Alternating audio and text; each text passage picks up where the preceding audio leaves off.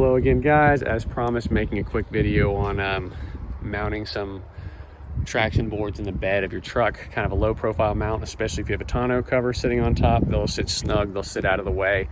For the entirety of this video, I'm going to be just discussing my setup. That's the XBull, I believe the first generation XBull traction boards. There is a pair of them. I have used the second generation Toyota Tacoma cab header accessory bed mount. I forget what the part's called. I'll try to put a link for it in the description. These are the Rago Fab mounts, and they also have the extender piece here that goes all the way down. It sits very nicely on the OEM bed mat. So you've got good support from the ground up. They mount well. All this is flush. All this is tight. All this is quiet. All this is out of the way. So jumping right in, I'm going to cover the cons of this setup. Your first con is that these specific traction boards are shorter. They're not that long, but that's a requirement for me to mount them where I wanted, giving me the whole primary usable bed space, keeping that intact and not cluttered or encumbered with stuff. The other thing I wanted, like I said, have it out of the way when I have my cover on, have it out of sight, out of mind, stowed. I wanted them to be quiet. You could use a different mount that is much cheaper. You can build your own mount, but most of those that I've seen people do, they sway around, they bobble, they're a nuisance, or they require you to use your bed tie downs to secure some extra lanyard to keep them from rattling as much. So basically with this setup, I'm spitballing here. I think we're looking at about a $30 rail, like $60 boards, and about $180 in the Rago Fab mount and those extensions. So I felt comfortable spending that extra money because you've got all kinds of slots and whatnot. You could do a lot with it moving forward in the future. You can mount the short pieces up over here. You can put the whole full extension over here. They've got a lot of modularity and adaptability to them. Nowhere online did I see anything describing a specific high quality setup for these XBull boards onto the Tacoma, outside of like some bed racks and stuff like that. So hopefully if you're buying these relatively budget-minded boards, this video helps you out.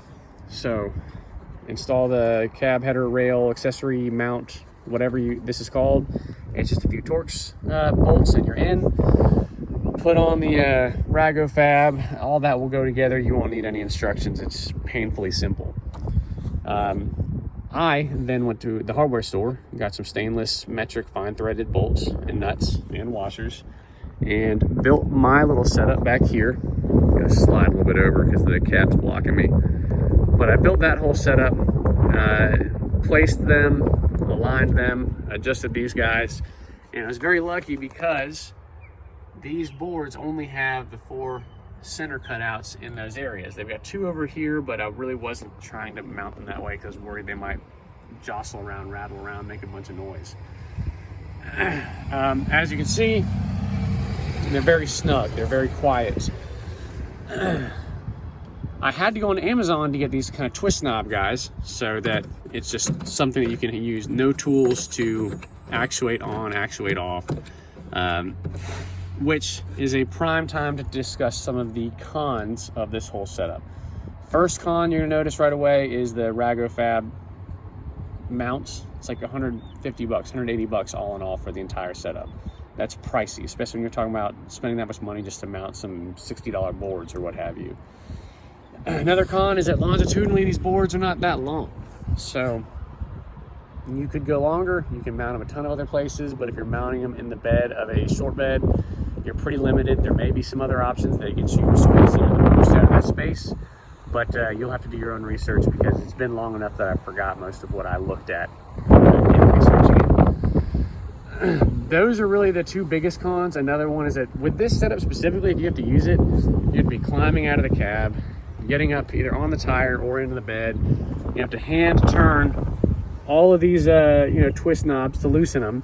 So there's no tools needed, sweet, but there's no mechanical locking. I could easily latch something up to lock these boards in place, but as it is now, there's no locking to it, and it's just going to take some time to get it out. Now On to some of the pros of it, or at least what I've made of it. I've got the Max Trax lanyards, so you know, if you do all that nonsense getting them off, you can unfurl the lanyards and kind of have good control of the board, even if you're down in some slop, some muck. You know, yay for that.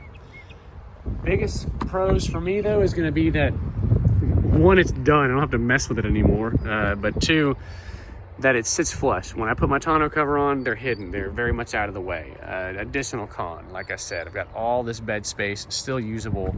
The profile of these boards protruding into the bed is extremely minimal, so this would be something that for me, very rare that I need to use them, but they're there, they're out of the way, so I accept the complexities of getting them out for their low impact on my day-to-day, you know, usability, drivability of the truck. Furthermore, I've already mentioned it, but I'd be remiss not to state how happy I am that these things are silent. As they tighten into place, the boards and the knobs, they kind of lock themselves down just slightly, and they do not jostle, they do not make any noise going down the road.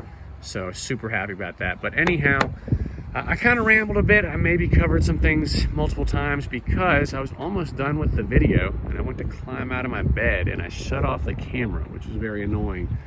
So my apologies if I covered some of this stuff twice. It's just that I'm not sure what I had just said and what I had to just repeat.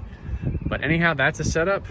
I'll probably do the thumbnail of it with the bed cover on if I remember to do that.